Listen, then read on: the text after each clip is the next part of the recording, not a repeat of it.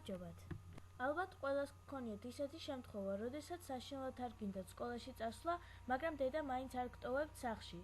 მე ვარ ელენე და დღეს მე მოგიყვებით 5 ხერხს, თუ როგორ დარჩეთ სახლში ამ შემთხვევაში. პირველი ხერხი. ტემპერატურის ასაწევად თქვენ შეგიძლიათ შეჭამოთ ფანქრის წვერი. მეორე ხერხი. სიცხის საზომის სურათზე გადიდებული მხარეს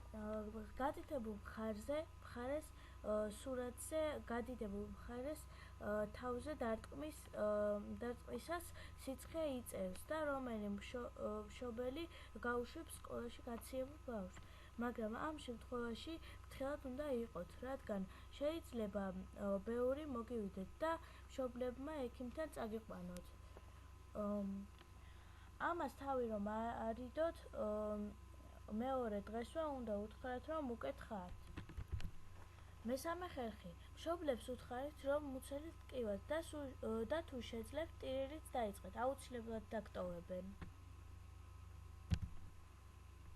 მეოთხე ხერხი. ამ ხერხში ჩვენ დაგვჭირდება რამე ნაჭერი და სიცხის საზომი. ნაჭერი გარშემო უნდა მოახვიოთ და ვერცხლისფერს უნდა ჩაბეროთ. სიცხე აიწევს. და მეხუთე ხერხი. უბრალოდ უთხარით მშობლებს, რომ ძალიან დაიღალეთ და დასვენება გინდათ და გამგები მშობელი გაგიგებთ და დაგტოვებთ სახლში. ყველას მადლობა ყურადღებისთვის, მადლობთ და ნახვამდის.